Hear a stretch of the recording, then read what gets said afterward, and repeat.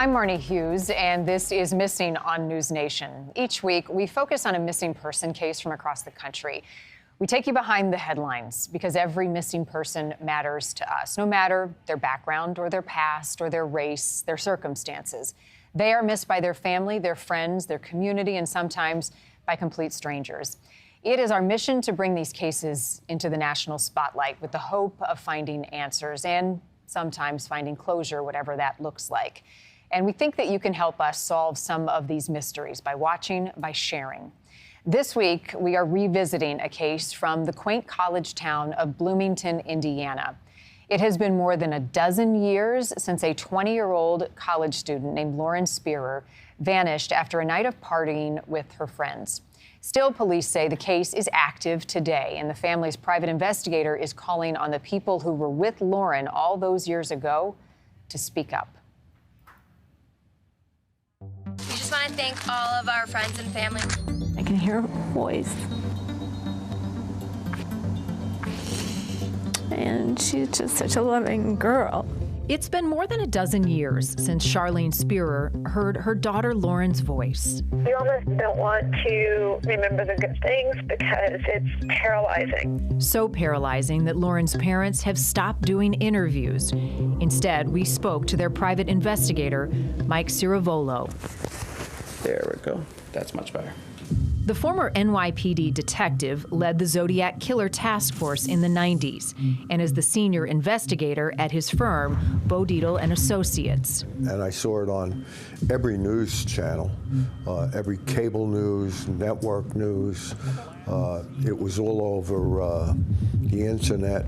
The disappearance of IU student Lauren Spearer. Family of Lauren Spearer. Lauren Spearer. Lauren Spearer. Lauren Spearer disappeared after a long night out with friends on June 3rd, 2011. I mean, my first thought was it could be any of my friends. That night, Lauren texts her boyfriend, Jesse Wolf, that she plans to go to bed, but she doesn't. Lauren then goes out to Kilroy's sports bar with friends using a fake ID. Witnesses say Lauren left visibly intoxicated and forgot her shoes and phone. With her is Corey Rossman. He's seen on unreleased surveillance video walking with Lauren back to her apartment building. When they got to the building, Corey is confronted by some other boys who know Lauren. They saw she wasn't in the best shape to travel, and they were trying to do the right thing. They suggested to Corey, hey, you know, she's in bad shape.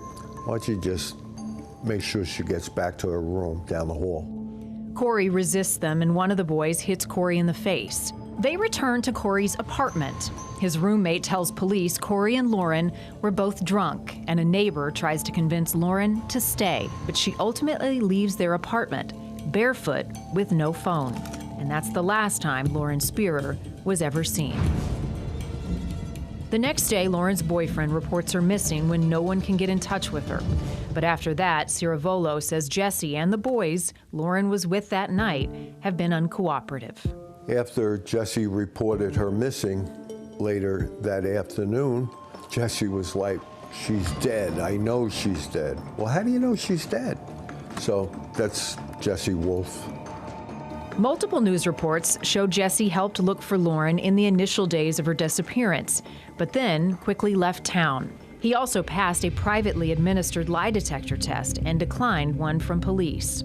Ciravolo says he's talked to all the boys who were with Lauren that night, except for Corey Rossman. He called the police on Ciravolo and his team when they went to question him at his apartment. Corey Rossman has not been cooperative with us from day one. He wasn't cooperative with NewsNation either. After multiple attempts to reach him and the other boys, our messages weren't returned. The only response came from Mike Beth. Via phone, he told us he had nothing to add. Ciravolo was critical of the initial police investigation, and so was the community. In a report from our NewsNation station in Indianapolis, some neighbors say they hadn't seen police or been questioned by them for 10 days, even though police records indicate they spoke to nearby residents the day after Lauren's disappearance. Has anybody ever come to ask you, hey guys, did you guys notice anything weird on the morning of June 3rd? Not recently. They just started walking around right now, coming up and down the street, but they haven't to the date. Do you think it's weird that the cops haven't asked you in 10 days if you've seen anything? I think it is, just because we live so close to where she went missing. I think it's a little late. I feel like they were going to do that. They would have done it, the day after, 2 days after. We asked for an interview. Bloomington police say it's been their policy not to do interviews. In a statement, they said the investigation remains very active, and over the last 3 to 4 years, investigators have received over 800 tips and executed at least 10 search warrants. As for Ciravolo, he believes there are 3 things that could have happened to Lauren. An opportunist took her. Her boyfriend did something out of jealousy. Or Lauren, who had a bad heart and may have been overserved that night, could have passed, her heart could have given out while she was in their apartment, in Rosenbaum's apartment, and that they concealed her body. Lauren had a heart condition called long QT syndrome. She was also just 4'11", weighing 95 pounds. It leads one to believe that perhaps they acted in concert in some way, shape, or form and perpetrated a criminal act. However, the boys and their parents have maintained they did nothing wrong and are cooperating with police. Lauren's parents have repeatedly called for anyone who knows anything to come forward. At this year's anniversary of her disappearance, her mom posted a statement saying, 12 years you have kept your secret. 12 years we have continued our search. I write today as a reminder that we will never stop. Because someone may see something, see this interview and pick up a phone and they have real solid information, or maybe finally have a conscience and come forward with that information. When you're a detective, you can't have any preconceived notion. You have to let the chips fall where they may, and the facts lead you.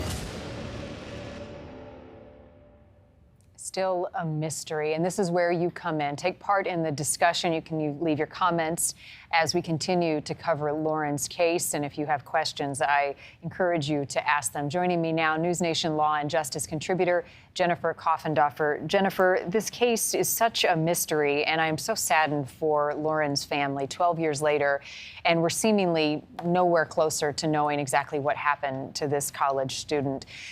The opportunist theory from the PI that he threw out a moment ago, you agree that that may be the most likely scenario here. Why do you think so, based on what evidence we have?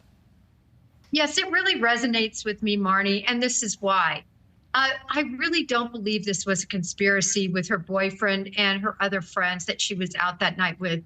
There were just too many cameras in and around there. It would be so difficult to remove her if she did indeed have some sort of overdose or some sort of heart situation that occurred, and get her out of that without anyone knowing or anyone seeing anything. And you know what they say about a secret amongst 3 people, it's only kept a secret if 2 aren't around. So I really don't think that's the answer. This was 4:30 in the morning, as you know, Marnie, and this is a time where there's light street traffic, there's light traffic in terms of foot traffic.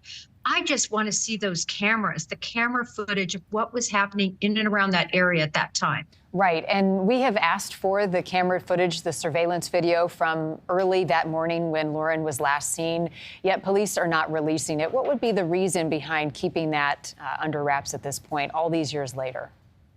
Marnie, I can't see a good reason whatsoever. I mean, this is a case where definitely individuals need to know about the details, know about where she was exactly in Bloomington. You never know who might have seen something or recall something. They were on their way to work, they worked at a bakery, something that they might have seen at 4:30 in the morning. But because they don't know about this case even now, it doesn't mean anything to them. It's important to get it out there. Right, and it's important to the family to ask the question, why weren't more people questioned in and around the time that Lauren disappeared? You heard the people who lived in that neighborhood said, nobody came and talked to me. You hate to armchair quarterback police in these investigations, but it seems like that would have just been part of the process and the necessary tasks in the next 24, 48 hours after she disappeared. Talk to people in the community.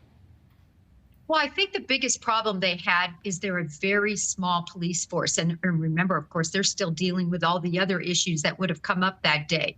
So it was so important for them to get the Indiana State Police involved, to get federal authorities involved very early on, because they bring boots on the ground. They bring that experience of working missing cases, and the numbers would have increased in terms of law enforcement that would have been able to go out and conduct those interviews. And after all these years, Bloomington police say we're still on this case. We're actively investigating. We're getting hundreds, thousands of tips, even now where tips are still coming in. They describe some as actionable. What does that mean to you? When I hear a tip is actionable, it means that there's actual substance to it that you can follow up on. They've given a particular time, a particular date they saw something, and a particular person or area that needs to be searched. That's actionable. Inactionable are sort of a nebulous tip, which comes in something like, I had a dream and I saw her by a pond. Something like that is totally inactionable. I have a couple questions from our viewers for you, Jennifer, and do your best to answer them. From Angela in Bloomington, in Indiana, where this case centers, she asks, have the police used sonar scanning on any buildings or basements near her apartment or near where she would have been missing, either then or now? How might that technology assist in this type of investigation? Well, we don't know that they've used any sort of technology in this case. I've been asking about the digital forensics on all the phones of the individuals that were in and around her at this time.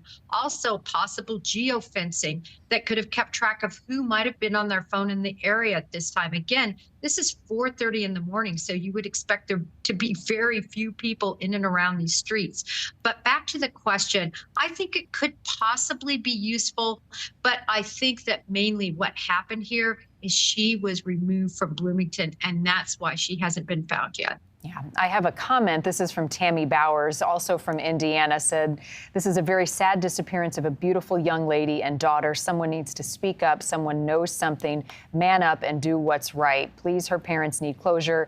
And as a parent myself who has buried my youngest son due to suicide, you don't want anyone to lose anyone. She sends her prayers.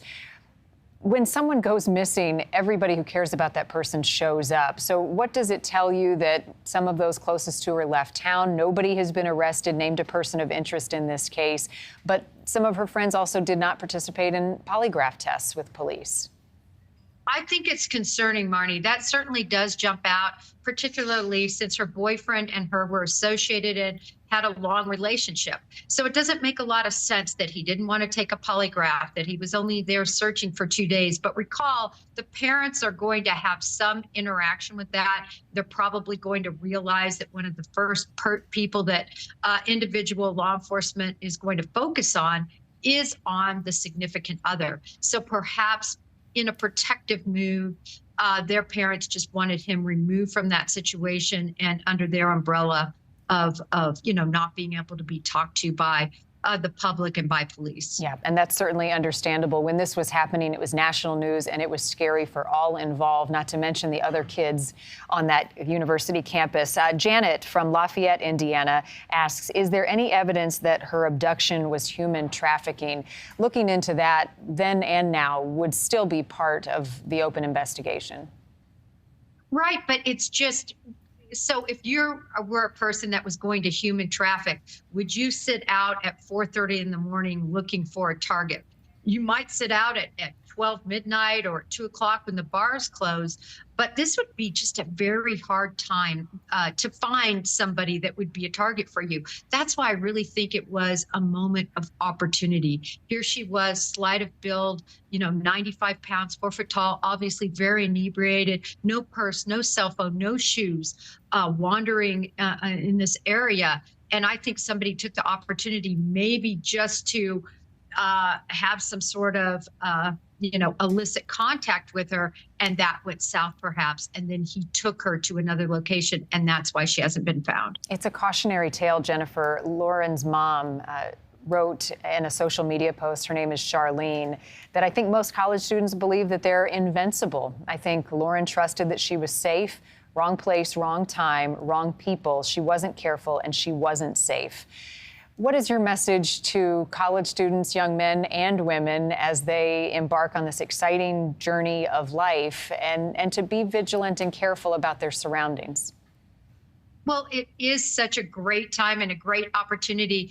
But unfortunately, in the day and age we live, you just have to be definitely with people you know, not be by yourself if you're going to be drinking and be inebriated. As a woman, you're very vulnerable if you're by yourself, even jogging. So it's important to have your pepper spray with you and on the ready. And to really be alert, not have those ear pods in, not be looking down at your phone, but be aware of your surroundings so you can detect any type of danger that could approach you. Finally, Jennifer, so many families in the missing cases that we cover turn to private investigators because they hit dead ends and they run out of evidence and the clues just start to dry up. What is the role of a private investigator and how can they be helpful for families like Lauren's in cases such as this? Well, private investigators serve, I think, a very important role in these types of cases because at some point the local authority just doesn't have those resources to really concentrate on that missing person case. So the private investigator could go in and pick up sort of where police left off, and they could also bring a fresh set of eyes, Marnie, to these cases and maybe see something that the investigators missed. So I think they're very important and play a crucial role in helping to find the missing. And do police welcome that assistance and help if PIs come up with something that may have been overlooked? I think good investigators do. Good investigators will, be understanding of that situation, but oftentimes they also feel encroached upon or that they haven't done a good job and somebody's looking over their shoulder and Monday morning quarterbacking them. So I have found that particularly in these types of situations in small towns, they are not necessarily very helpful to private investigators. Well, I hope, as the PI in this case said, somebody who knows something comes forward and we get this case solved for Lauren's family and friends and all involved. Jennifer, thank you for taking a look at it with us, as always.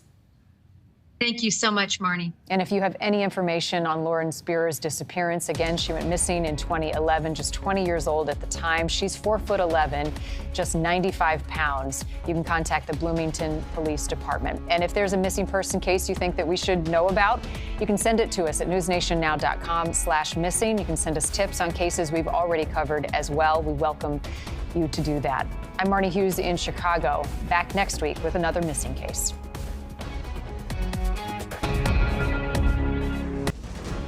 Thank you for joining us. I'm Marnie Hughes, and this is Missing. Each week, we cover missing person cases from across the country, no matter their race, background, or circumstances. With your help, our mission is finding answers, reuniting families, and bringing closure. This week's featured case, an urgent search for a pregnant mother. Emma Baum is 25 years old, last seen about a month ago at her boyfriend's house in Gary, Indiana. Her family and friends now going public with the case, desperate to bring Emma home. She was 1 centimeter dilated on October 4th. She has been missing since October 10th. At this point, we have done everything we can, and now we ask the public to please help us. Police conducting multiple searches, but there has been no sign of Emma. Coming up, the reason her family believes the boyfriend is somehow involved and where he is now. Also, we're talking to the founder of an independent search team who is working this case. First, though, several other missing cases we are following, starting with the mysterious disappearance of Hannah Kobayashi. The 31-year-old was last heard from on November 11th. According to our NewsNation station in L.A., Kobayashi was traveling from Maui to New York City, but missed her connecting flight in Los Angeles. She decided to go to the Grove Shopping Center for a LeBron James event, and then days later started texting her family alarming messages. It sounded very cryptic, or like it just was not her. Yeah, we share location, and we know her phone's off because it goes straight to voicemail. We've been trying to call and text. None of the texts are getting delivered. We can't locate her phone. Calls go straight to voicemail. Hannah's aunt says there is new footage showing Hannah in downtown L.A., and the footage has not been made public, but she says in it, Hannah is not safe and she is not alone. If you have any information that can help find Hannah Kobayashi, contact the LAPD. Suzanne Simpson's sister says there is no hope in finding the missing mother of 4 from Texas. Suzanne's husband, Brad Simpson, has been arrested and is suspected in her murder. He's being held now on $5 million bond. Suzanne's sister, Teresa Clark, spoke with my NewsNation colleague, Ashley Banfield. The children hadn't spoken to her in 16 hours. That's when I just knew, okay, she's already in heaven. That's just all there is to it. The search for Suzanne does continue, including at a landfill and in a wooded area around the couple's home. A neighbor saw Suzanne and her husband fighting outside their house, describing a physical altercation before Brad Simpson drove off. That was the last time anyone heard from her. The search also continues for Zelig Williams, an actor and Broadway star who vanished in his home state of South Carolina on October 3rd. Zelig worked on the popular shows Hamilton and MJ the Musical. Friends telling NewsNation they got an automatic emergency notification from Zelig's phone. His car was then found in a parking lot near a hiking trail by the Congaree National Park. It's about 15 miles from downtown Columbia, South Carolina. According to ABC4 News, in the area, YouTuber Adam Brown, a local adventurer and the founder of Adam Brown Adventures, is now helping in the search for Zelig. He lives about 30 minutes away and says that he felt compelled to get involved. He's now gathering a group of experienced volunteers to look for Zelig, and in this video shows us the difficult terrain near where they believe Zelig was before he vanished. Really, I'm just kind of looking for anything that's shaped somewhat, more like a phone. There's a snake right there. You'll see the snake. Water definitely is more calm today. It looks like, but dang. Look at all this after the flooding.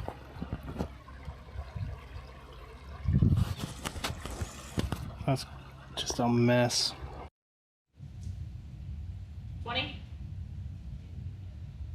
This is also a case that many in the entertainment world and also in Hollywood have been following closely. If you have any information that can help in the search for Zelig Williams, you can contact the Richland County Sheriff's Department.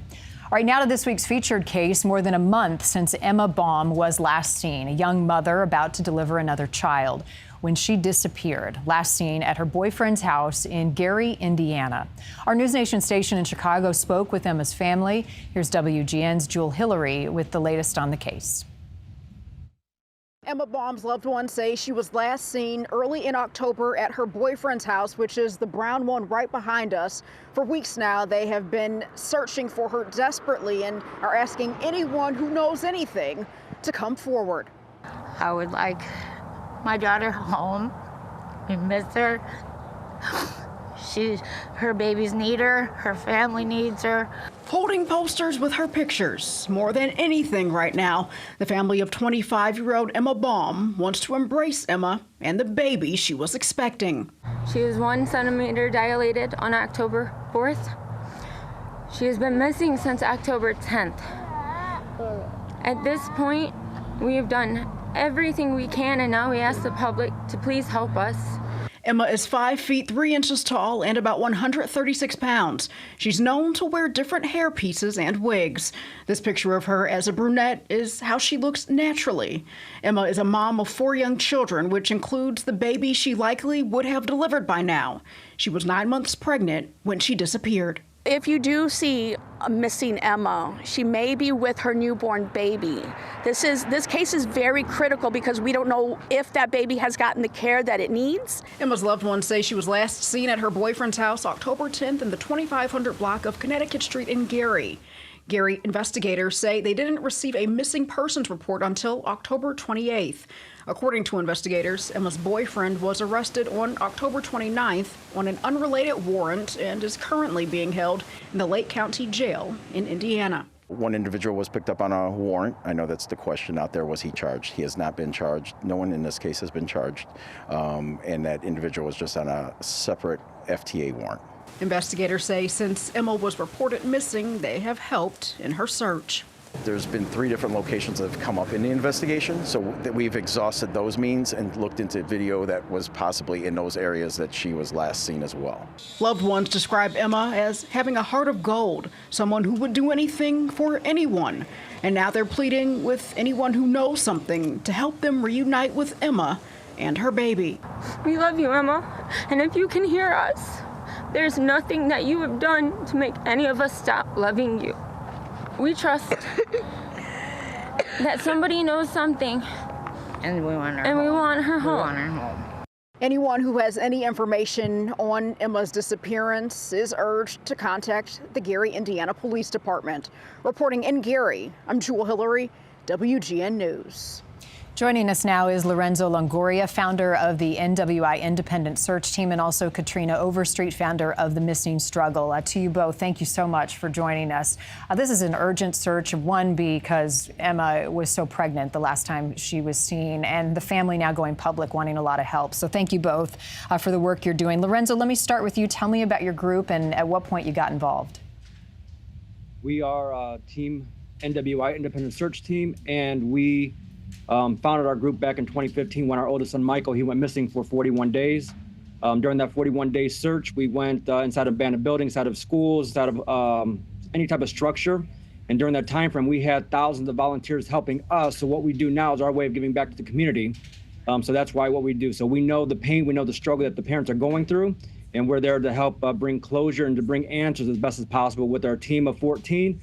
And we have currently 4 dogs that are on search and article scent.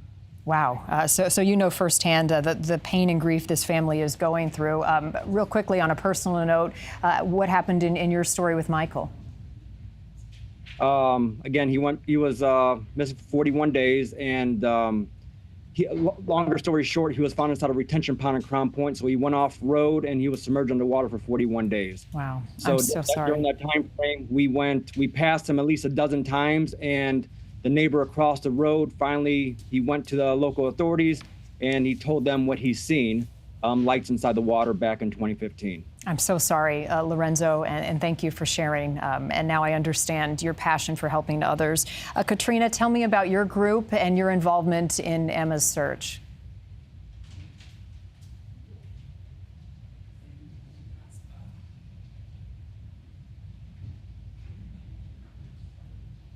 Can you hear me? I think you may have been. That's okay. That's okay. Go ahead and start over, Katrina. How did you guys get involved, and tell me about your organization? We're the Missing Struggle. We are a collective of families that also have family members that are currently missing. So it's 5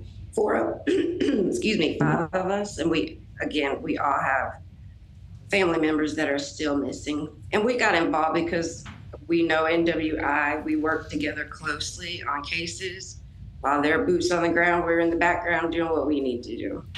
So this case, you can hear the family's grief. Lorenzo, I want to pay a particular attention to the house where the WGN reporter was a moment ago, the boyfriend's house in Gary, Indiana. You would start the search there because that was the last place we know Emma was.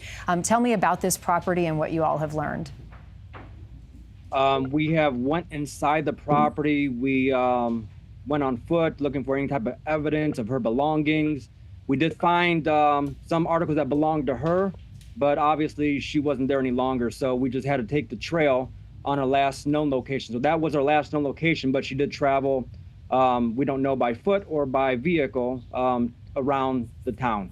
So we have went there. We have talked to the property manager. He is very, very helpful by letting us go inside and search. He doesn't have to, but he has, because he's looking for answers as well and clarity of that property.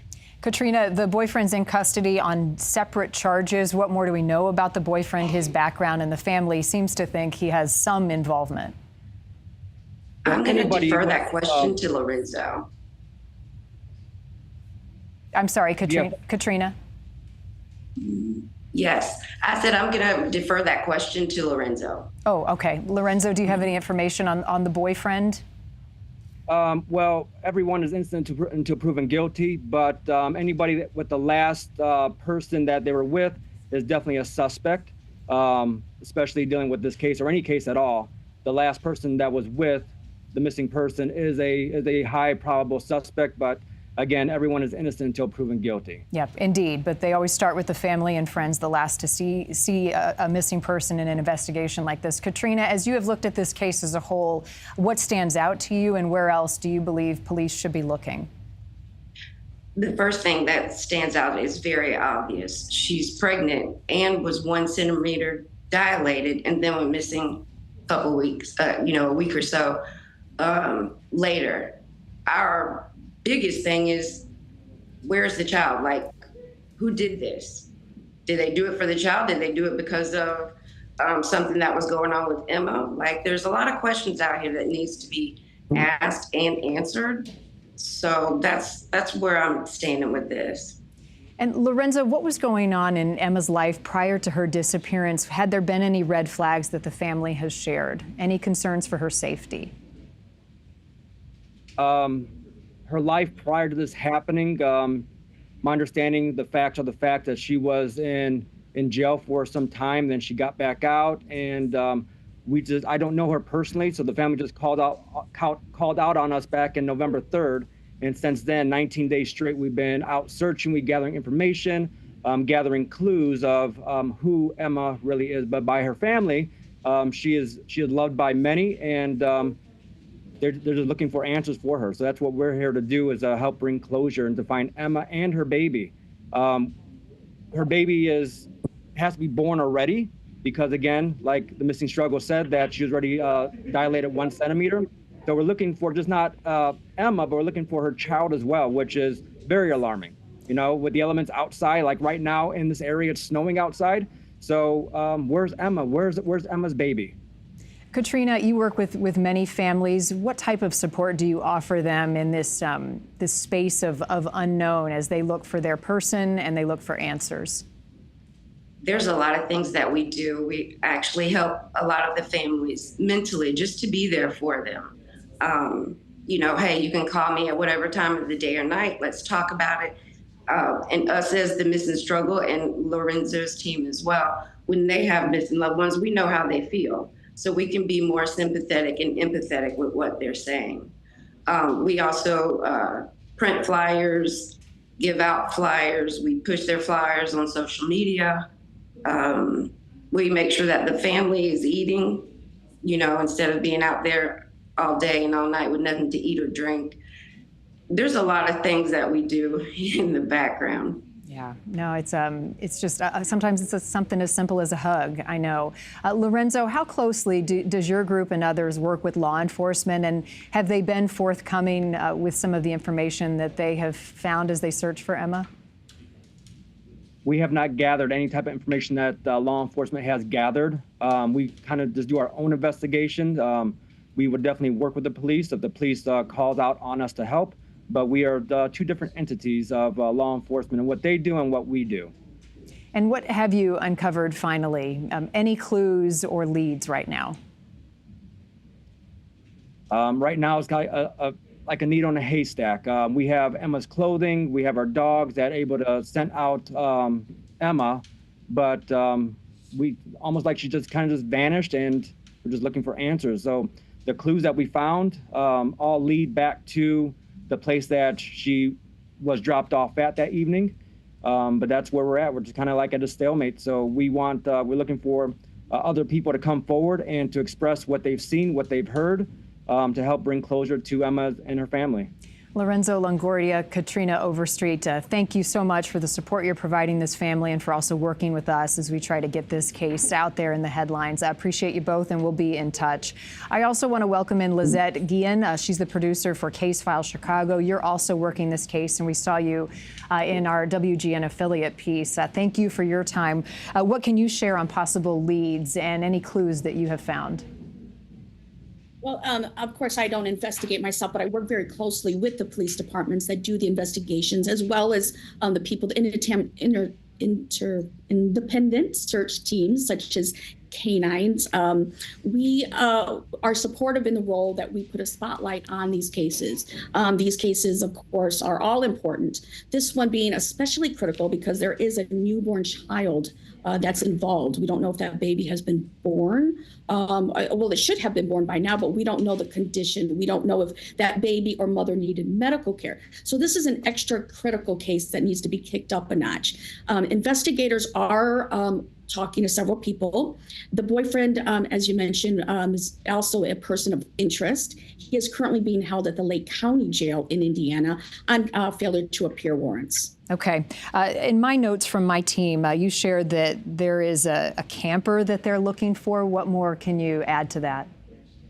There is a camper that came in recently. The photo was shared with detectives, and there's a camper that they're looking at. They don't believe that the body is in it, but they do think it has some connection somehow, some way. So police are actively searching for it to come through the area. It's been known to drive around Gary, Indiana. So police are actively searching for that so they can take a look in the vehicle and see what they can come up with. Any specifics about the camper, what it looks like that people should be on the lookout for in that area? The camper it's not an RV. Some people kind of mix the two up. It is a camper. It's on wheels. It's one of the smaller ones, and it looks like an older type model. It is beige and light beige in color, and again is known to drive around Gary. Although police think that it's not housed in Gary, but does drive around the city of Gary. What more, as you talk to the family, Lizette, have you been able to gather about Emma's final times publicly, where she was seen last, who she was talking to, any concerns about her safety before she vanished? There was huge concerns from the family because how far along she was in her pregnancy. Her mother actually pleaded with her, do you have to go today? Because she was going to the boyfriend's house. It's believed that, she wanted to talk to the boyfriend about the baby that was coming up. So they were going to have conversation. The mother, though, knowing that she was so far along in this pregnancy, said, you have to go, you don't have to go. That was the last time that Emma's mom, Janie, saw her. And her two sisters dropped her off physically at the boyfriend's house on 2500 block of Connecticut Street.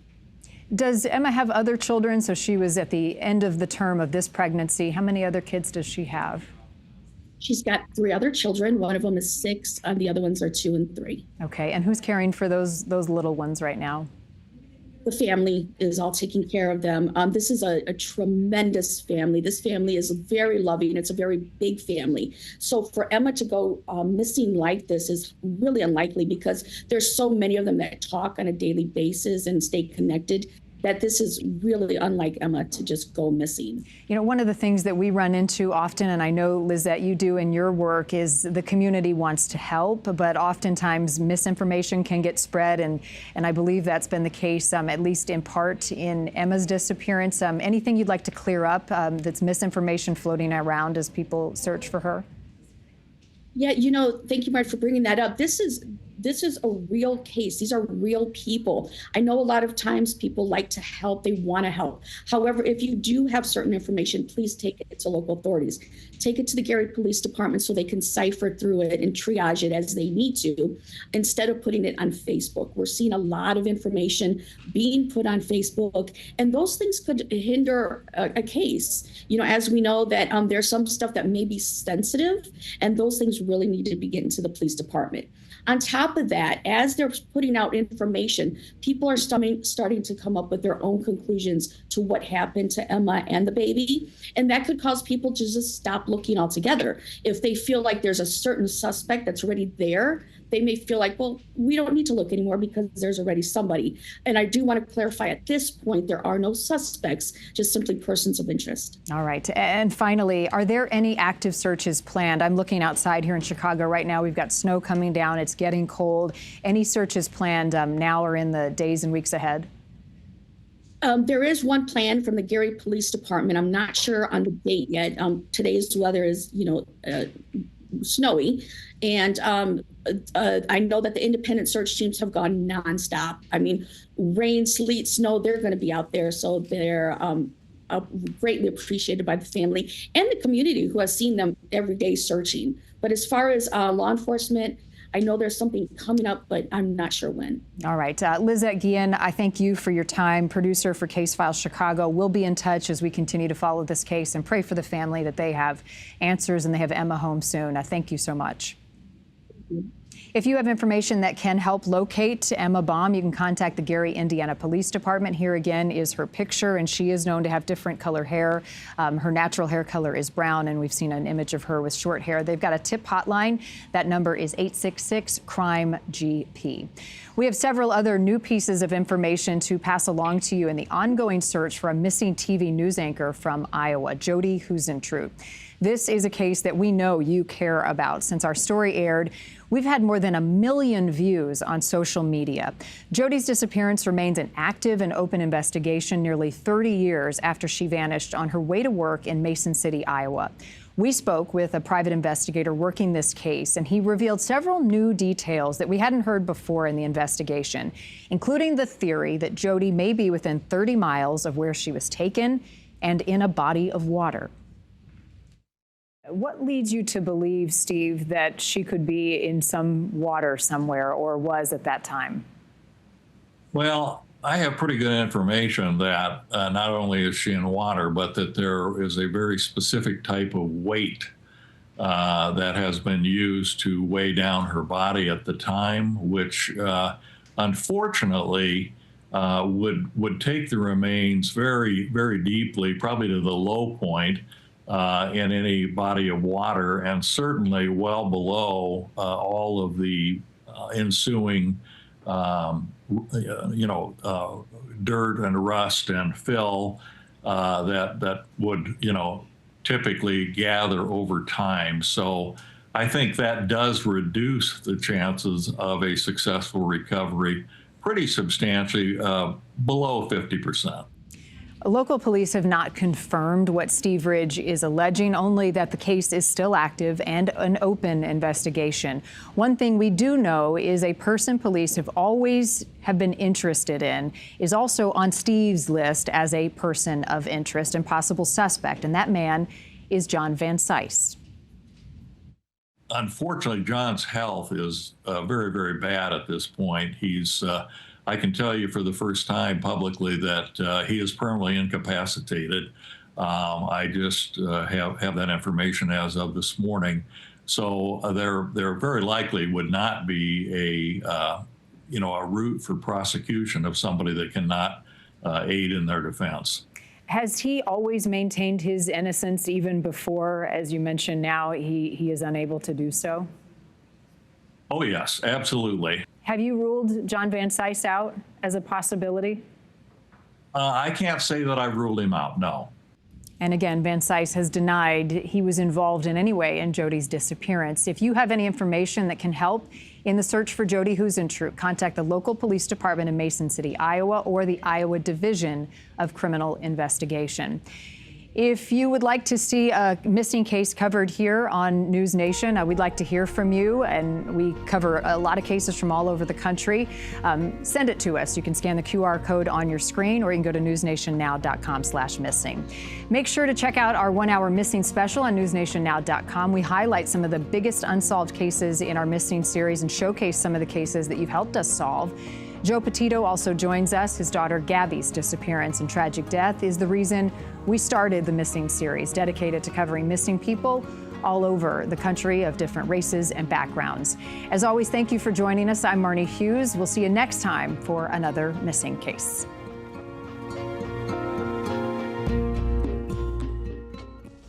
I'm Marnie Hughes, and this is Missing. Thank you for joining us. Each week, we feature a missing person case from across the country, no matter their race, religion, background, or circumstances. Every missing person matters, and with your help, our goal is to shine a light on cases that aren't getting much attention, dig for answers, and offer support for the family and friends of the missing. This week's featured case, Jared McCulloch. He vanished on a last-minute road trip from Louisiana to Illinois. His trusted dogs, Roxy May and Rusty, along for the ride. The dogs found with Jared's truck, the ignition on, the battery dead, and both doors open. The dogs were okay, seemingly waiting for Jared to come back. Instantly. I mean, my stomach sunk. Coming up, Jared's mom, Tammy, joins us with the details of her son's disappearance and the chilling information from a witness who says they saw Jared at a restaurant in Illinois, and also where and how his dogs are doing now. Before we get to that, we have several other missing cases that we want to update you on. First, more than 1 million people have viewed and are sharing our story on Dane Elkins on TikTok and other social media. The missing man from California who vanished 4 years ago this month. Since our story aired, Dane's mom, Deborah, says she's getting reports of possible sightings. Several, she believes, may be credible, that she's now looking into. Thank you to NewsNation, because we actually have 1.7 million views on that TikTok from NewsNation, and that is 1.7 million more kind eyes that are hearing about the story for the first time. Deborah says Dane is kind, but had developed a paranoia about the government.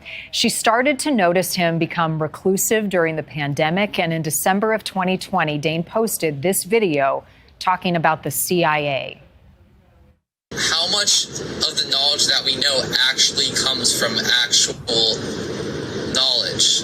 Like, most of the things that we do, right? The marketing, like, how do we know how much food, what food we're supposed to have, what we're not supposed to have, what we drink, etc., etc.? How do we understand nature? Dane may appear differently, more clean cut now. There's a look at his picture. If you see Dane or you have information about his whereabouts, you can call 562-504-6005. Police in Los Angeles say the Hana Kobayashi case is now officially closed. She missed a connecting flight in Los Angeles on her way from Hawaii to New York in early November. Her family, desperate to find her, asking for the media and the public's help. Police say Kobayashi willingly traveled to Mexico. And now, for the first time, Hana is releasing a statement saying that she was unaware of everything that was happening in the media while she was away. Her family is also asking for privacy, and they're offering to reimburse anyone who donated to a GoFundMe page to find her. We have an update to the search for a missing father and daughter from North Carolina who vanished a week ago. Michael Anthony Shope is 41 years old. His daughter, Altani Doskis, is 9. Police say the two have been spotted and appear to be in good health. Officials stress, however, they are still searching for both of them and to confirm their well-being. The two were last seen December 3rd at a motel in Fletcher, North Carolina. Now police say Altani, who goes by Ani for short, has special needs. They believe Shope may be experiencing a mental health crisis. His phone has been disconnected, and police are asking the public to be on the lookout for a 4-door silver Toyota Corolla, a Matrix with North Carolina license plate VDN 2957. If you see that car or this father and daughter, you can contact local law enforcement. Now to this week's featured case. A mother hoping that this first national news story of her son's disappearance can finally bring some answers. Jared McCulloch took a last-minute trip from Louisiana to Illinois to help his teenage son. Despite surveillance video, cell phone records, and his truck being recovered with his 2 dogs inside, what happened to Jared is a mystery that his mother fears may have a sinister ending. Construction worker Jared McCulloch is known to be as serious as he is silly. Like the time he sampled the ostrich food at an outing to the zoo near his home in Louisiana. You do it first. Or teased his beloved dog with the sound of a newly repaired clock. Leave it alone, girl. But when his oldest son needed help in Illinois, the determined Jared came out, rounding up his dogs and firing up his 2020 GMC truck for the more than 500-mile trip from Marion, Louisiana to Sandoval, Illinois. His son had gotten in a little bit of trouble at that age, and Jared really wanted to be there for him. Jared's mom, Tammy, was on the road herself in November of 2023, unaware of the last-minute trip, but not at all surprised that Roxy May and Rusty were along. The dogs always went everywhere with him. I know a lot of people find that odd, but they really did. The only place that they didn't go with him was work. To him, it was his co-pilots. Having driven with his co-pilots through the night, Jared pulls into a gas station in Carmi, Illinois, on a bright blue Sunday morning, November 5th. When the pump gives him problems, he goes in to pay, and the dogs move around the cab. In an uneventful exchange, Jared is allowed to go directly to the counter to pay in cash before returning to the truck and leaving. Trouble is, he turns left, heading east and then north, away from his destination. At some point, Jared's truck is driven across the Cannonball Bridge, a one-lane span built in the late 1800s, now with a toll booth, a bridge locals call haunted. The truck crosses the Wabash River and into Knox County, Indiana. The next day, a passerby reports the truck, ignition on, out of gas, and battery dead. Driver's side doors both open. Roxy May and Rusty there, faithfully waiting. But Jared is gone. Instantly. I mean, my stomach sunk. The deputy's call brought Tammy to her knees. She says Jared was just about to be clear of 5 years of supervision after a 5-year prison stay. Brother Jared, I baptize you in the name of the Father. Newly baptized, and a father for a 4th time. The baby's mother tells NewsNation Jared was active and involved. Jared is one of the brightest people that I know. Cousin Samantha Wilkinson and others searched the area where the Wabash and White Rivers converge, near where the truck was recovered. While Tammy pored over cell phone records that she says show Jared's last phone call came from his oldest son's mother in the hours before his truck passed into Indiana, she still laments an unreturned text. The text said, "Where is that?" And I didn't text him back because Jared always missent texts. So he sent me a lot of accident texts before, so I didn't think about it at the time. I wish I had. I wish I'd responded. I wish I'd called him. I'll always regret that. That's Jared. Turn around, Charlotte. Yeah. Back, shirt. Despite essential trimmers, Jared's stepfather, Andy, also works to keep Jared's case alive. He and Tammy still pay for that cell phone. I do call it occasionally and send a text, but no reply. Roxy May and Rusty now live with them, faithful co-pilots always. You can see on the back windshield of Jared's truck scratch marks. Like the dogs may have been scratching on that back window in the dust. So did they witness it or did they see something, when they were just inside the truck and couldn't help? I wish the dogs could talk, I really do. Jared's mom says that she found a witness who saw him looking frightened at a restaurant in St. Francisville, Illinois, with 2 men sitting close. The witness's grandson pointed out the dogs waiting in the truck. The sighting aligns with cell phone records. NewsNation spoke with the Knox County, Indiana detective working the case. He says it's active and an open investigation, but there's very little they can share at this point. Jared's mom, Tammy, is with us now. Tammy, thank you for joining us. I understand it's your birthday. Boy, I wish we could give you a birthday present and an early Christmas present and bring your son home. How you holding up? Thank you. We're determined. We're going to keep at it. We're going to find him. We're going to bring him home. So it's been a little more than a year. Take me through the key evidence you think you have from the day that your son was last seen and his truck was found. The whole case has been a mess from the get-go because of time change. It fell back on the day that Jared went. So we were fighting with the cameras with time change and with Eastern time and Central time zones. So it made everything difficult, but we have more people coming forward. We've got DNA, fingerprints, and things like that. It's just a matter of waiting on the labs and things to get those ran, and hopefully that'll provide some more answers and get Jared home. I want to start with this witness statement. You came across someone who saw him at this restaurant. First of all, tell us the restaurant and what the witness shared with you about what they saw. The Cannonball Bar and Grill in St. Francisville, Illinois. From all accounts, everybody says that they have a great food there, and a lot of people go there Sunday mornings or after church for lunch. According to the witness, they had stated that they remembered mainly because of the dogs, and I think that's what anyone would notice first, especially when they got a child with them. Roxy May was sitting in the driver's seat, which made the grandchild, laugh.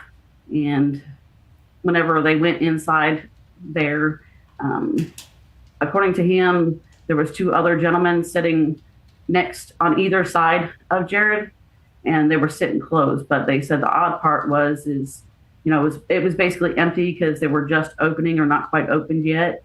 And the fact that with the bar stools, Jared was in the middle of these 2 men, and that's kind of unusual in an empty bar to sit bar stool to bar stool next to each other, the way he described it. Did Jared leave with these men? I don't know that. I was never told that. I think they left prior to, so they were still there whenever he left. And was this before or after the video surveillance at the gas station? After. This would have been about 11 or 12, depending on Central or Eastern time, because you're right. That's right there by that bridge, which is the state line across that Wabash River. The timeline becomes so important in these cases. At what point, Tammy, was Jared's car discovered after he was caught on camera in that surveillance and then this interaction at this restaurant? It wasn't until the next day, November 6th, where Jared's truck was found. It's very remote. There's nothing but cornfields and oil wells out there, so it's not traveled very often. It was about, I think, according to the report, about 6:21 in the morning, Monday morning, when somebody that worked on those wells had driven by and seen Jared's truck. It wasn't quite daylight yet, but getting there, and I think it kind of threw him for a loop because the doors were open and it was in the middle of the road. I say in the middle of the road, but it's only really a 1-lane gravel road. So he called 911 and had them dispatched out there. It was unusual to him, to the person who found the truck, but that was about, I think the report said 6:21 a.m. Sunday or Monday morning, the 6th. Okay. And the dogs were in the truck, but the doors are open. The dogs seemingly just waiting there? Yes, both driver's side and front and back, according to the detective, were left open, and the dogs were sitting inside. They did say that whenever they had gotten there, Roxy May, the German Shepherd, she did not want to come out of the truck, but Rusty, the other one, he came right out. Was there any sign of a struggle, anything that was out of the ordinary other than the fact that the obvious, his truck was abandoned and all of his personal belongings still in it? The only thing was his shoes were left behind. I mean, he had his bags packed for the trip. So he had his work boots, but he had his sneakers on, and those sneakers were found down, there's like a slope area. So they were found in that slopey area. It's to my understanding they were 10 feet apart, but the exact location and placement of the shoes, I've not been given any of that. So we all have watched now the surveillance video. How does he look to you in that video? Do you notice anything awry? No, he looks fine. Honestly, he looked a little bit aggravated because in one part when he goes back to pump his gas, you can see him kind of flipping his keys. That's kind of one of those nervous twitches. And like when he gets his money out, like I'm seeing there, he might have been aggravated because the pump didn't take his card. But I know a lot of people have mentioned that he did have money in his account. The only reason why it did not, in my opinion, after watching the full video, is you see another girl pull up at the pump, at that same pump, but on the opposite side, and she ends up pulling forward. So I think there might have been just a glitch in that pump at the time. The other thing, Tammy, is once he leaves that gas station, he goes in the opposite direction of where he was headed. Do you have any theory as to why that is and what was in this other direction? No, that would have been tracing the phone records that I've got. That would have been him going back out there on the Highway 1 and going north. So when he pulls into the gas station there, it looks like the way that road is, because I've traveled it a bunch of times since this happened, he's coming in from the north, but then he turns back and goes back up towards the north. So, and the phone pings basically lead him all the way up that Highway 1 to the St. Francisville area. His phone, though, hasn't been recovered. So have there been any more pings? And what else can you share about the digital evidence? The only thing, the detectives aren't sharing much. I think they're sharing what they can. I'm not sure. I'm still learning this process. But the only thing that I have seen is at about 8 p.m. Sunday the 5th was the last time his phone pinged from a tower. And according to the mileage on that, it pinged off the Mount Carmel Tower, which would put it in the location that the truck was found. That had been at 8 o'clock that night, long after the truck battery died and things, but the phone still wasn't found. So I'm not sure what that means. You mentioned you've been in this area several times. As you've gone there looking for Jared, what else have you noticed and who else have you been able to talk to? And has it led you in any one direction or another? Really, the locals have been my best asset. I've got forever friends now. They've been a huge support. I couldn't have done any of this without them. And anytime I come into town, they're all right there and ready to help and ready to walk around wherever I want to go. They're the best thing for help because I think somebody's seen him because it was just the start of hunting season also during that time. So a lot of people were out there putting up their deer stands. But Jared's truck is more of a common truck that you see often because it looks like a standard work truck that most people in that area drive. But the dogs would stand out. Maybe somebody remembers seeing the dogs and just doesn't realize. So I'm hoping that more sightings to lead us to a location and somebody to come forward. And I know somebody knows what happened to him. And I know a lot of people are afraid of coming forward. And if they could, Detective Carr has also stated that he will keep them anonymous as long as he's able to. And we do have a tip line set up also that you can remain anonymous, but we need to bring him home. It's time. Yeah. It's 410 days today. Mm-hmm. It's a nightmare that you are living, that so many other families we talk to experience. Tammy, the dogs caught our attention immediately, just their loyalty to your son, Jared, and the fact that they stayed in that truck. I know they were even helpful in the early days of your own search and investigation there on the ground. How did you guys use the dogs, and did they turn anything up? We didn't use those dogs at all. I didn't bring them back, mostly because it's hard for me to travel such a long distance with two big dogs like that because, as you can see, they don't walk on a leash well. So we didn't bring them back to the location, and I honestly don't think that they would have been any help. They're not trained dogs, and from other search teams that were out there, they also told me that it would do more harm to bring them back than it would good because it disturbs the professional dogs, the dogs that are actually trained for it. Got it. How are the dogs now? Is Roxy, May, and Rusty there with you? Yes, ma'am. They're a handful. They're a mess. They're spoiled, rotten. Roxy May has attached herself to my husband. He can't leave her sight. She's right behind him everywhere he goes. Sleeps with him, everything. I'm with you. If those dogs could talk, I sure wish we could hear what they have to say. What did those dogs mean to Jared? You said they never went anywhere without one another. Oh, yes. He would feel bad if he came home from work and he would be like, "Oh, Mom, I'm going to go take him out on the drive. They've been in the house all day and they need to get out of the house for a bit." And we're remote where we live, and up the road about 7 miles, the town of Marion, there's a gas station there, and they all talk about him too, because Jared would stop in there and get some of the chicken or a bottle of water if they'd been out driving, and it was always for the dogs. Well, Tammy, we've got a lot of people online who are paying very close attention to this story. We're sharing it as far and wide as we can. I hope that it brings you some answers and your family some closure, and most of all, Jared, home safely to you. We'll be in touch. Thank you so much. Give us that tip line one more time for anybody who can help. Detective Carr's number is area code 812-7660, and I have to look. Area code 618. I have to look on the tip line. I forget. We've got a number up on our screen, Tammy. So don't you worry about it. God bless you and your family. I'm sorry that you're spending your birthday without your son. We'll stay in touch, and I hope for you all some answers this holiday.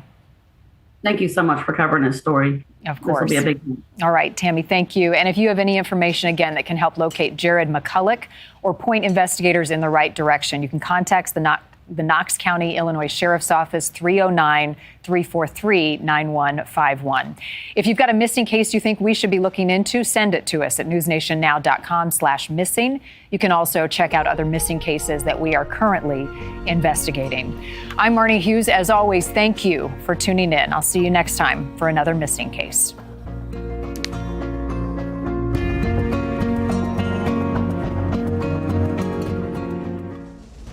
I'm Marnie Hughes, and this is Missing. Thank you, as always, for joining us. Each week, we cover a missing person case that is not getting much attention. Every missing person matters, no matter their race or their background, their circumstances. By highlighting each and every case and sharing these stories, we believe that these cases are solvable, and together we can bring answers to the family and friends of the missing. Sadly, the body of a Navy sailor has been discovered in a wooded area in Norfolk, Virginia. Culinary specialist seaman Angelina Resendez was reported missing on May 29th. She was last seen at her barracks at Naval Station Norfolk around 10 o'clock in the morning. Her mom knew instantly that something was wrong when she had not heard from her. Investigators say a Navy sailor has been placed in pretrial confinement in connection to Angelina's death. Charges are pending, which is likely why a name has not been released yet in this case. No word yet on how she died or the relationship with the sailor in custody. Angelina's mom describes her as kind and welcoming. We're so sorry for that sad news. The mother of Lauren Spear is speaking out in a rare post online. Lauren's family has been mostly quiet for years since her disappearance in 2011. This family is heartbroken, and at times they've been very frustrated with the investigation into Lauren's case. Lauren, a student at Indiana University in Bloomington, never returned home after a night out with friends. This month marks 14 years since she vanished. Lauren's mom says the not knowing is unbearable. Charlene Spear says that what you don't know can devastate you, adding that she hopes with all her heart that comes to an end soon and she can give Lauren the peace she deserves. We have covered Lauren's disappearance several times in our Missing series, including a new book released last year detailing the mystery in this case and the theories. Here's a closer look at the investigation. We just want to thank all of our friends and family. I can hear her voice. And she's just such a loving girl.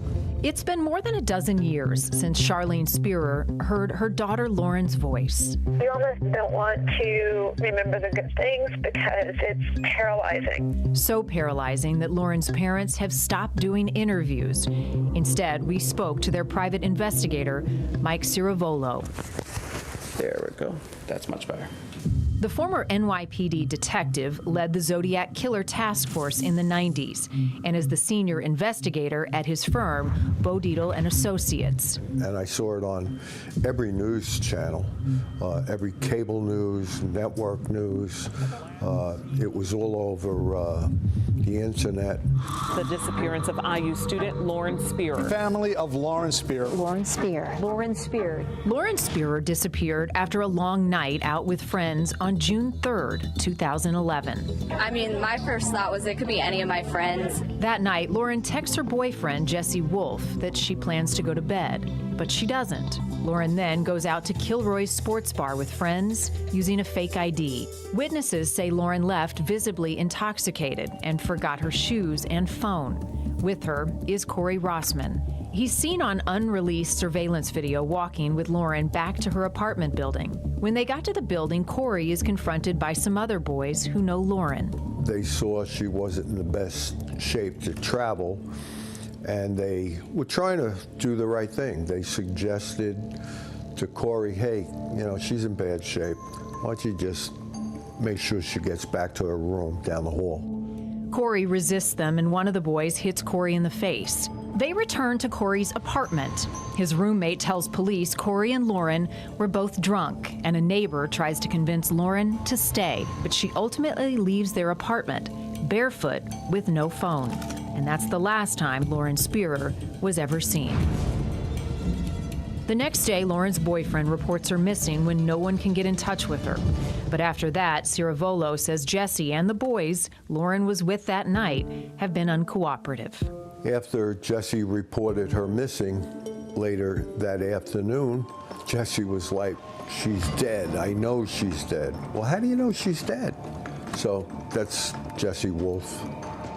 Multiple news reports show Jesse helped look for Lauren in the initial days of her disappearance, but then quickly left town. He also passed a privately administered lie detector test and declined one from police.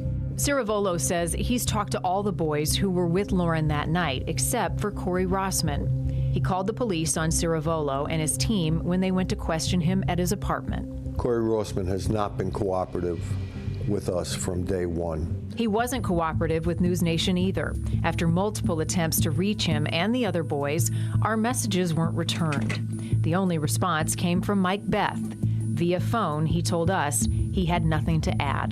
Ciravolo was critical of the initial police investigation, and so was the community.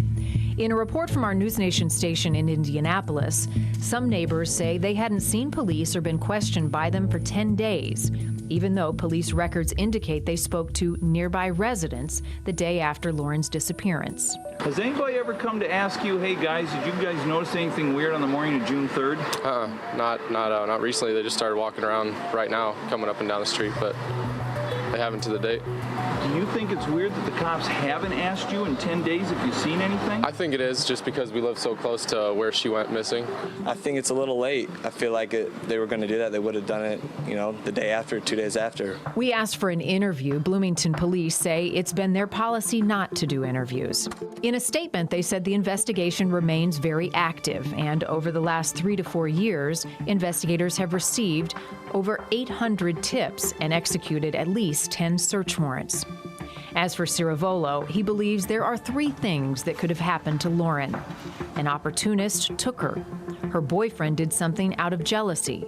Or Lauren, who had a bad heart and may have been overserved that night, could have passed, her heart could have given out while she was in their apartment, in Rosenbaum's apartment.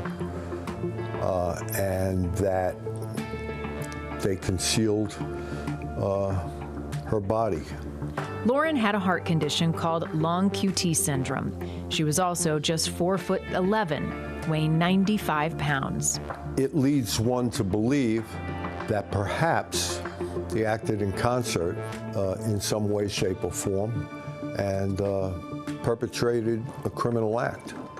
However, the boys and their parents have maintained they did nothing wrong and are cooperating with police. Because someone may see something, see this interview, and pick up a phone and they have real solid information, or maybe finally have a conscience and come forward with that information. The book College Girl Missing, the true story of how a young woman disappeared in plain sight, came out in 2024. And the author is Sean Cohen, a reporter who worked with Lauren's family and also a private investigator. The book includes on-the-record statements from Corey Rossman and Jay Rosenbaum, among the last people who are believed to have seen Lauren alive. And Sean is with us now to talk more about the case and where things stand. Sean, welcome back and thank you for your time. Lauren's mom posted this month 14 years since she was last seen. What prompted her to speak out? Because I know the family has rarely done so. And have you spoken with the family? Well, the family on the anniversary has issued some kind of message, basically to show that they're still very much stuck in that night when Lauren disappeared, and that they're absolutely wanting people to still come forward with anything that they've seen or heard. So at this point, 14 years later, they again put out a message, and it's a very uncomfortable situation for them to, speak out in public. That's not their nature, but they're absolutely needing to do that. Right. It's painful. So many of the missing cases we cover, police say this is an active investigation. In Lauren's case, it's been 14 years. Do you think that's an accurate description of the case status? At this point, the police haven't said anything substantive for many years. So what they're doing is saying that they continue to get tips and that it's an active investigation. But as far as hard evidence, physical evidence, they've collected what they were going to collect in the early days of the investigation. So at this point, it comes down to will one of the people who is involved in her disappearance speak up, or someone in one of their circles who they've maybe shared some information. So it's all down to eyewitnesses at this point and people who've spoken with the individuals. And you, Sean, have spoken with some of the young men who were the last to see Lauren before she disappeared. What stands out to you from those conversations then and even now, now that some time has passed? For the book, I went through all the private investigative files, and you could you could see where there are follow-up questions needed. So I went at talking to a whole bunch of witnesses who really hadn't given a thorough accounting of their interactions with Lauren and the individuals who were with her that night. So toward the end of my reporting, I reapproached the boys who were last known to be with her in that townhouse complex where she ended up. And they were very much paying attention to the fact that, a lot of other people were speaking, so that they actually got on and spoke with me. That would be Corey Rossman, who took her out that night and, had to carry her up the street to the townhouse complex where she ended up.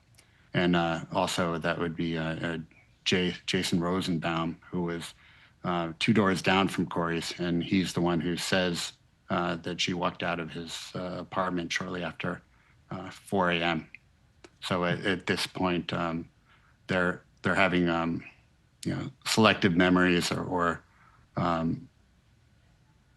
asked them a lot of questions about the contradictions in their statements and stories and how they evolved over time, and they didn't really give thorough answers at this point.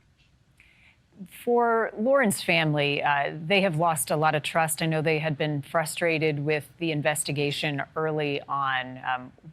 What led them to that place? What missteps, in your mind, as you look closer at the case, happened in those first days and weeks? Early on, they treated it as well. First of all, the incident was reported. The missing case was reported to police about 16 hours after she actually went missing. At that night, they went out and began, a cursory search, and became active after that, piecing together what actually happened and where she ended up, where she was known to end up, and got some stories. But the boys who were with her, hired lawyers, and a couple of them left town. There were, as far as one theory in the case is that perhaps if she did die in that townhouse complex, that they would have disposed of her body, or one of them would have. And so that would have, in immediate action, they could have, seized the cars or stopped, say, the transfer of dumpsters and searched various sites much more aggressively early on. But a lot of those opportunities kind of came and went, and then days later, they were facing a situation where they had some uncooperative people. In your investigation, Sean, were there any warning signs, any red flags? Had Lauren said anything to anyone that she was in fear of her safety, or that there were any concerns before the last night she was seen?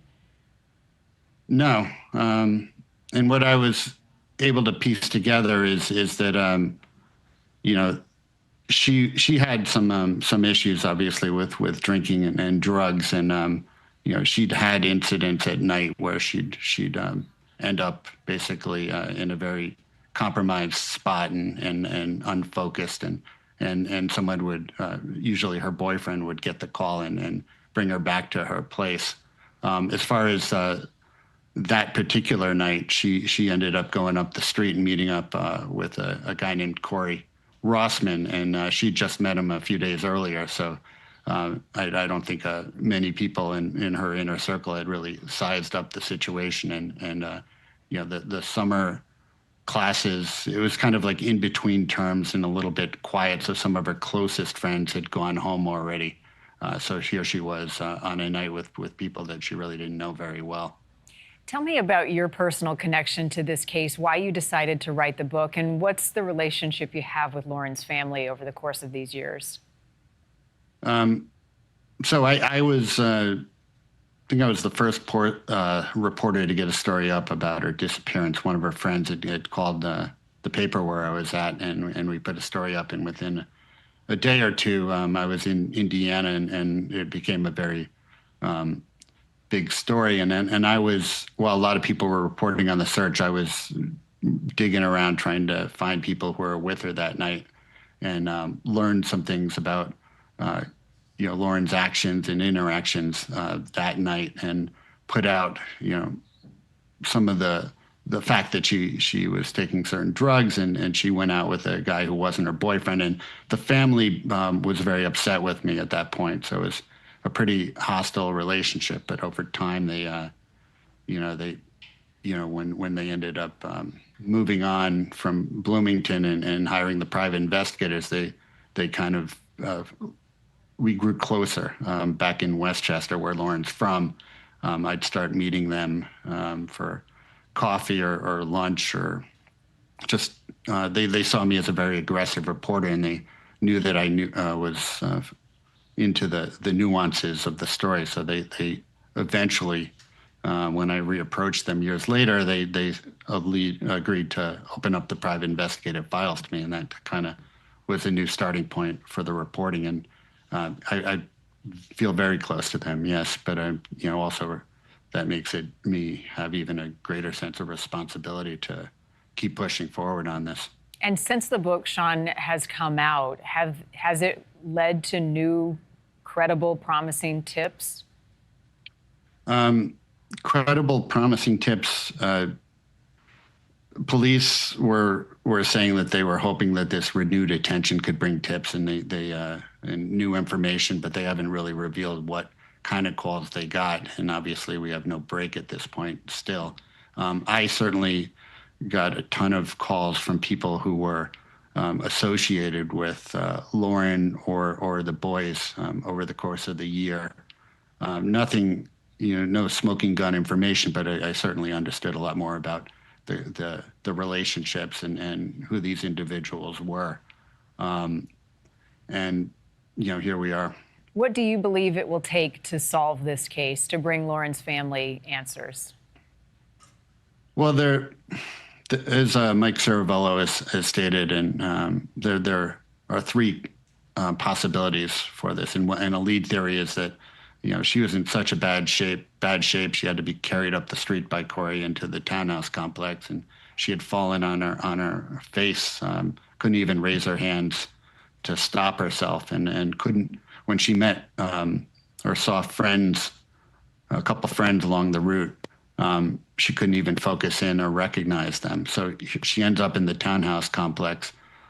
If indeed she died in the townhouse complex, it would take one of those individuals to have shared that information with a trusted friend or maybe a lawyer.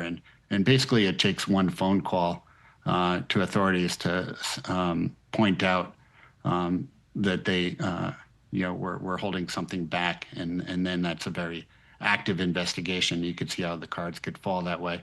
The other theory is that she made it out of the townhouse complex, and then what Jay Rosenbaum, the last boy to see her, said was that she walked up to the corner where she would have rounded toward her off-campus student building. And she would have been caught on a camera about a half block down.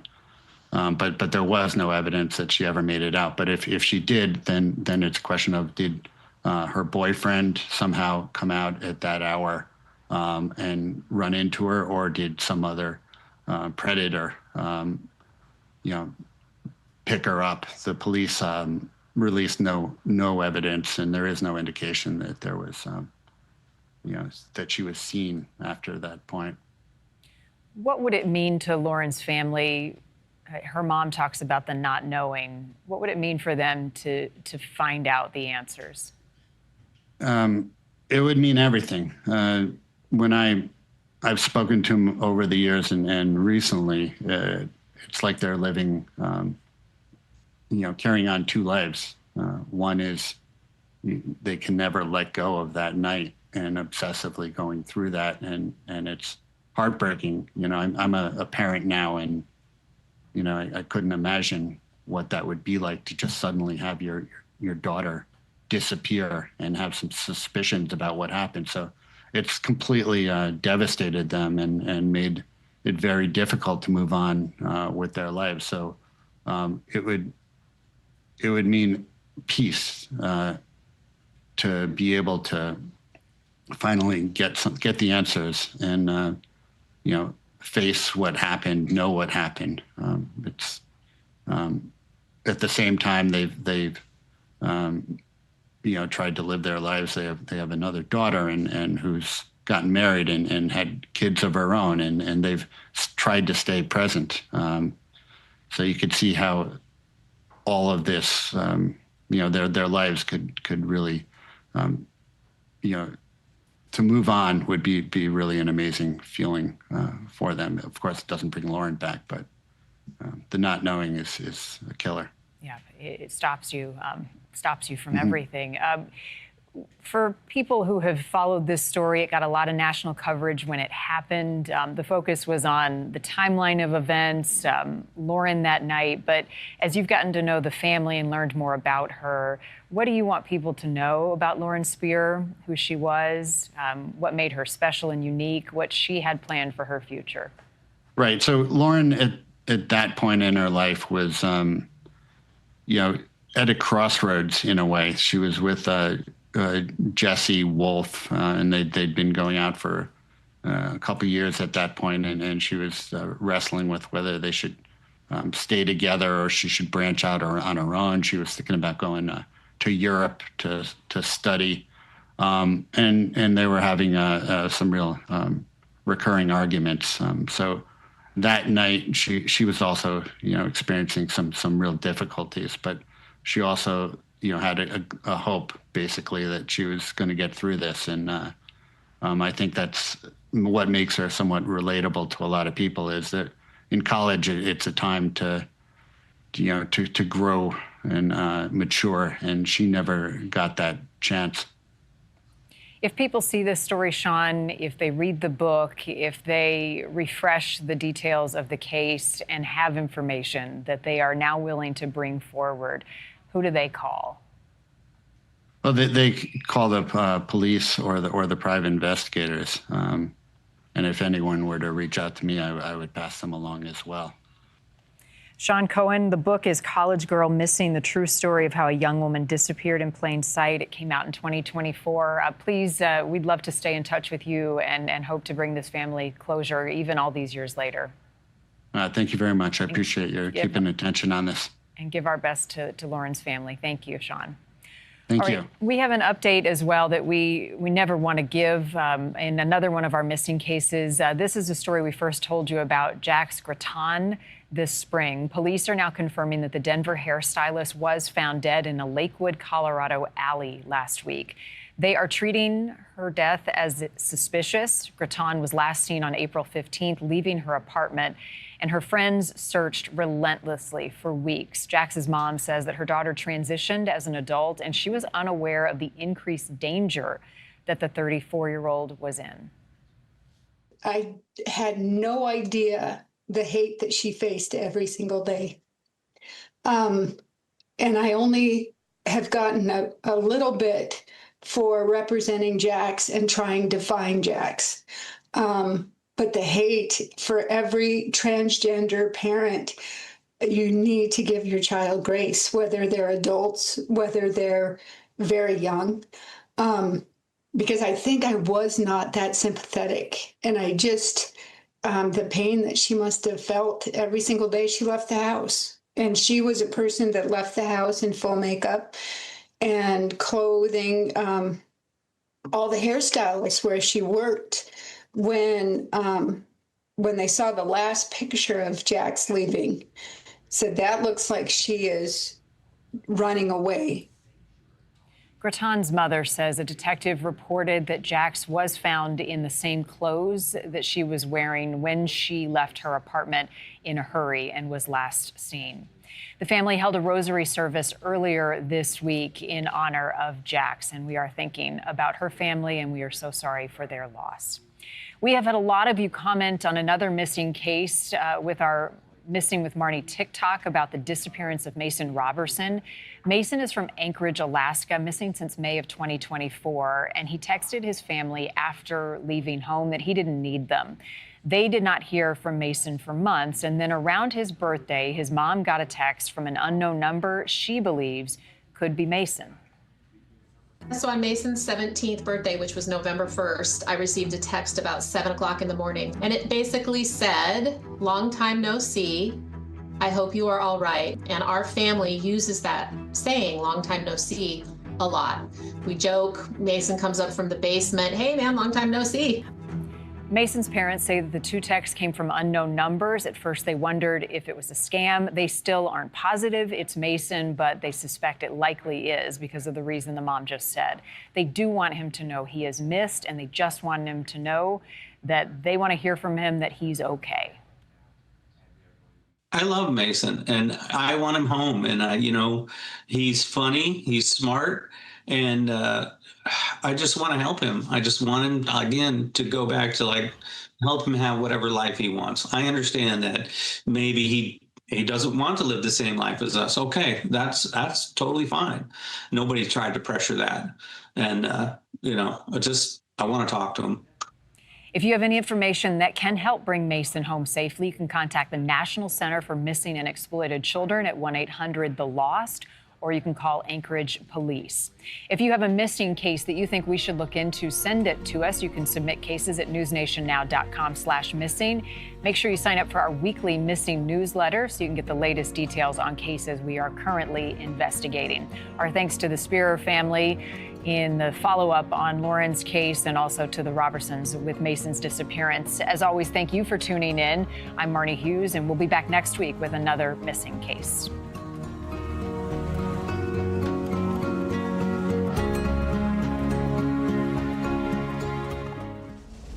I'm Marnie Hughes, and this is Missing. Thank you for joining us. Each week, we cover a missing person case that isn't getting much attention. Every missing person matters, no matter their race, their background, their circumstances. By highlighting these cases and sharing their stories, we believe every case is solvable. And together, we can bring answers to the family and friends of the missing. This week, our featured case is a NewsNation Missing Update. Newly released photos are helping the mother of a missing man pinpoint the exact spot where her son's truck was recovered. Jared McCulloch's pickup was found in a remote area just over the Illinois state line in Knox County, Indiana.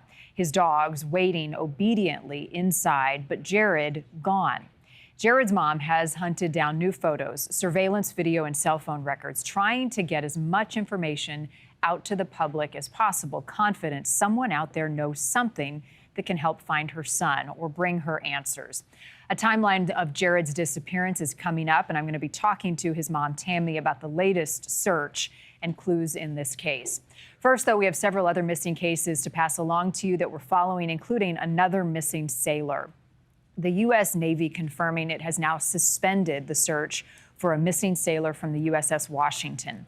The carrier is currently off the coast of Australia, according to the ship. The sailor was discovered missing Monday, with reports saying that the sailor may have fallen overboard. The sailor's name right now being withheld in accordance with U.S. Navy policy. This month marks 20 years since the disappearance of Madeline Edmond, a teen from La Crosse, Wisconsin.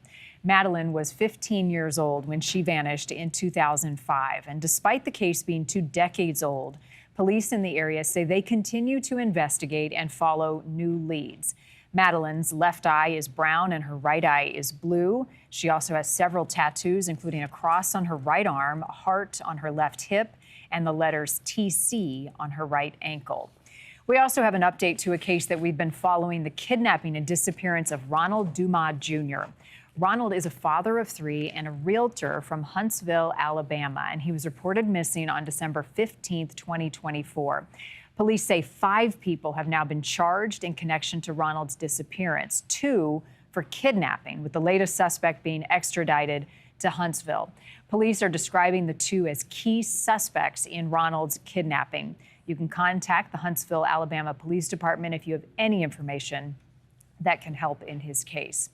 Now to this week's featured missing case, Jared McCulloch. If dogs could talk, Jared's trusty travel companions, Roxy, May, and Rusty, would have something to say. These dogs were with Jared the day he vanished. Both found waiting obediently in the truck for Jared to return, but he never did. And now newly released police photos are helping Jared's mom pinpoint the exact spot that his truck was found. Nothing about this scene makes sense to Tammy Rapond. Her son's 3-year-old truck, ignition on, out of gas, battery dead in a remote spot to which he has no ties.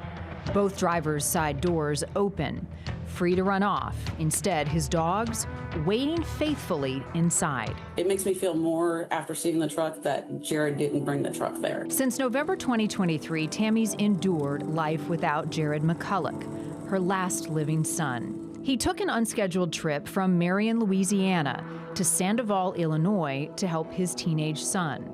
Get him, Roxy May. Roxy, May, and Rusty, his faithful companions along on the trip. The dogs always went everywhere with him. It was his co-pilots. With those co-pilots at his side, Jared traveled throughout the night, rivaling the skills of a trained detective. Tammy pieced together a detailed timeline of Jared's journey, getting the receipt for his gas in Pine Bluff, Arkansas, even the menu of his meal at the next stop, pictures from the owners of Huck's, where Jared fueled up at 2 in the morning in Salem, Illinois, surveillance video of his truck leaving the gas station, then making a U-turn after receiving a text, another fuel stop at 5 a.m. I would be the exact same way if it was my son. Terry Bonvicio now travels with Tammy every time they search, fighting for attention on Jared's case. She says these new photos of the truck recovery spot reveal trouble with the initial sheriff's search. We were able to pinpoint exactly by the picture exactly where that truck was parked, and it was nowhere near the marking. They had some dogs out there and did a search last year, and they marked some trees and poles of where the truck was, and it was not where the truck was. Now that you know that exact spot, we were out there with metal detectors, and of course I didn't bring a shovel because I didn't expect anything, and just hoping just for some kind of sign, like find his dog tags, find the things that were in his pocket, just something. And we were talking to Jared quite a bit while we were out there. Tammy has played and replayed that last known video of Jared at a gas station in Carmi, Illinois. The pump gives him trouble. He leaves the dogs for a quick minute to go inside and pay in cash. Tammy has tracked down just about everyone in the checkout line to see if they saw anything helpful, but not all will talk to her. After Jared fuels up, he turns left, heading east and then north, away from his destination. If I would have ran into Jared at any of his stops, I would be so ready to speak to the mother or whoever wanted to speak to me and give as much help as I possibly could. Terry and Jared's mom find so many oddities with his abandoned truck. Expensive tools, not stolen. And this, a pack of cigarettes in the back seat door, where only the dogs sit, and without Jared's customary lucky cigarette inside. Scratch marks in the interior dust of the back window. Missing Jared's pliers, flashlight, vape, and cell phone. A phone which Tammy and her husband are still paying for, hopefully keeping the line active. I can't explain why it was important to me, but let's just say if Jared had went to heaven at that spot, I wanted to know the exact spot. And finding that exact spot meant that his truck and dogs were at least made a lot of difference to me. And an update from the Knox County, Indiana detective working this case. He tells us they are now working with the Mount Carmel Police Department in Illinois as they search for Jared. Joining us now is Tammy, Jared's mom. Tammy, welcome back and thank you. I'm so glad that we're covering this case again, because it sounds like through your own detective work, you've been able to uncover some pretty significant new information. Let's start with any new leads. As far as leads, we've had the blessing of having Mike Hadsell there a couple weeks ago to help us in Illinois searches, and we're narrowed down places that need to be searched. So at least we're leaning towards Illinois a little bit more, and everything directs to the fact that whatever happened in Illinois. Okay, so as we look at Jared's truck, and this team is from Peace River Canine Search and Rescue Association. There's some video that they shared when they took their own dogs out there to look. I want to play that for a moment. Okay, here's the site that we're at. This is where the dog has taken me. Here by the Wabash River. I think this is actually a creek that feeds into the Wabash.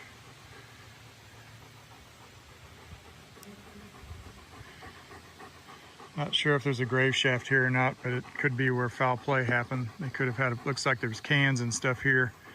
Could have been a party that went wrong. So Tammy, tell me what we're seeing right there. Is that video in Illinois?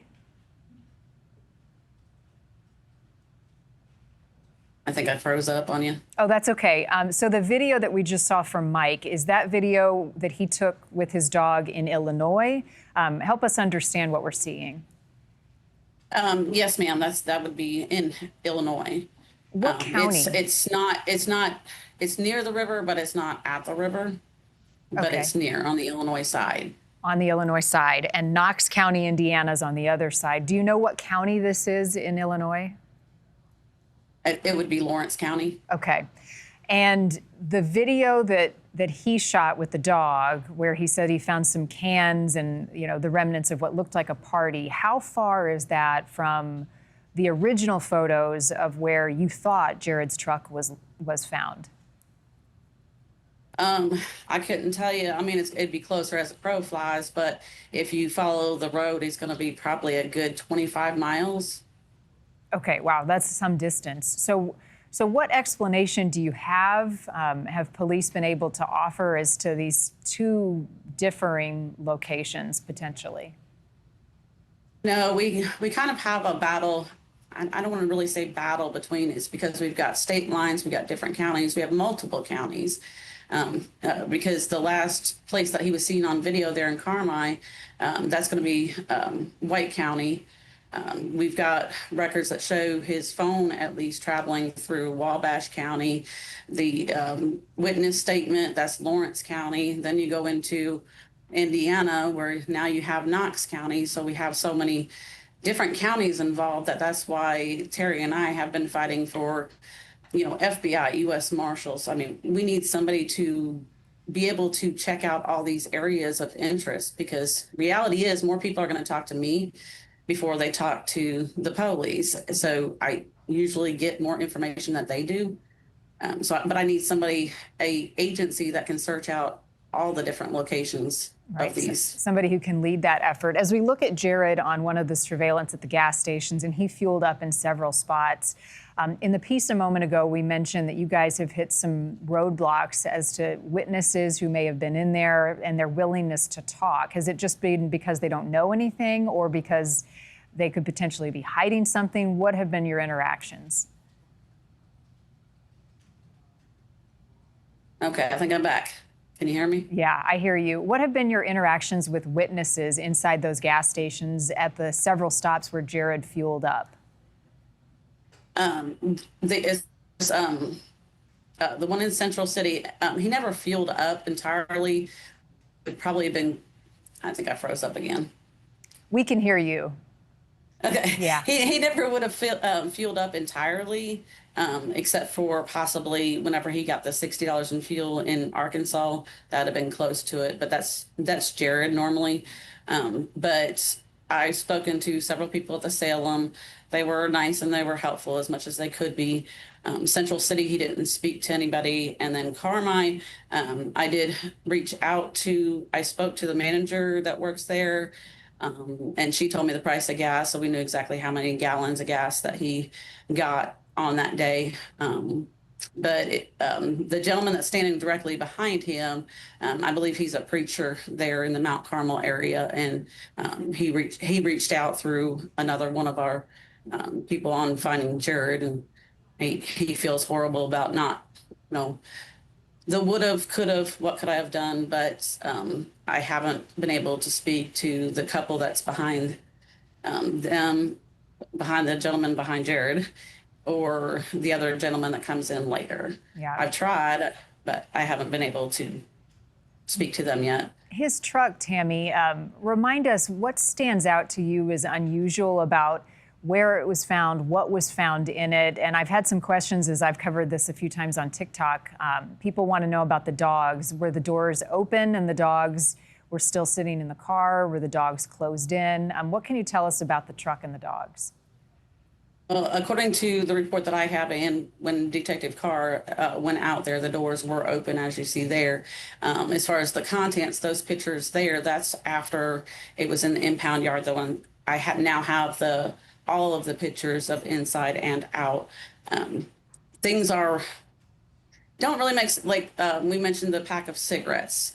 The back window too, that back driver's side window, you could see is cracked, and the way when the truck was found, and both the driver and passenger side windows are fully up. That was not like Jared, because he did smoke the vapes. It'd get smoky, and after smoking cigarettes prior to that, he always had the windows cracked when he drove, not the back window. So that to me was really odd. You can tell that something must have scared, I'm assuming, Roxy May, because I know how she is when she gets scared. She urinates, and you can see a spot in the seat where one of the dogs did. That's what I'm thinking, maybe Roxy May, and she got scared of something. Okay. Did police, to your knowledge, scan the truck for any fingerprints? I mean, what type of evidence did they gather? From what I'm told, there was no fingerprints done. They did take some DNA, I think, off of different areas of the truck. I believe the radio knob, maybe the gear shifter, and his shoes. But it's my understanding that they can't pull the DNA off of his shoes because it's fabric. I mean, I know it can be done. It just might be more costly. Okay. And back to the truck and its location. Am I right to, did you say at one point you believe that based on where it was located, it might have been placed there? What leads you to believe that? A lot of the locals in the area have reached out and talked to me, and that's pretty much a known area for people to dump stolen vehicles, things of that nature, because from what they told me, that I'm quoting them, not myself, but Lawrence County and Knox County and Gibson County, Indiana versus Illinois, they don't work together. So when they don't communicate, it's an easy place to dump off stolen items. And one of our news interviews, I believe in April of 24 with a local station, I think she even shined the camera down on areas where you could see different four-wheeler parts that were kind of cut up in the woods there.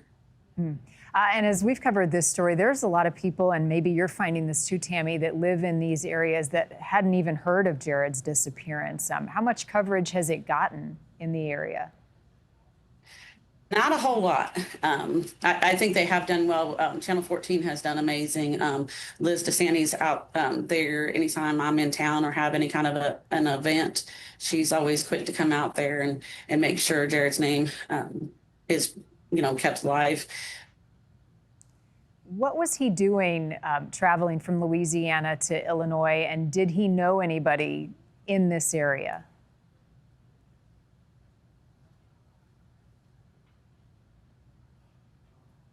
I think I froze up again. Yeah, that's okay, Tammy. I was just asking, I know he was traveling to Illinois to see his teenage son. Did he know anybody in this particular area where he went missing? Did he have any contacts to your knowledge?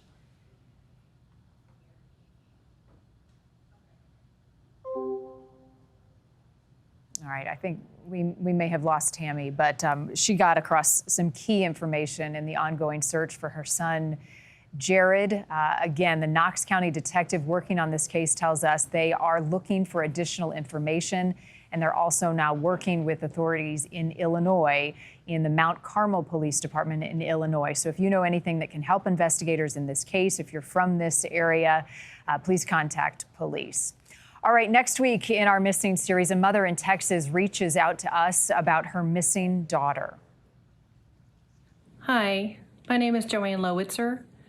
I live in Spring, Texas, and I joined TikTok to help spread the word about my missing daughter. Her name is Alexandria. We call her Allie for short. Allie vanished on April 26, 2010. These are images taken just moments before she got off of a school bus that day. She was supposed to walk to her job at Burger Barn, but employees say she never showed up. All these years later, Joanne still retraces Allie's route, a mystery on this stretch of road. I strongly believe that somebody knew exactly what they were doing, and they did it fast. Sure to join us next week as we look into Allie Lowitzer's disappearance. And if you have a missing case you think we should investigate, visit our missing page on newsnationnow.com. Many of the cases we cover come from you. You can also sign up for our weekly missing newsletter for the latest missing cases that we are working on. I want to thank Tammy for joining us to talk about Jared McCulloch's missing case. That is one we will stay on, and we thank you for your interest in it as well.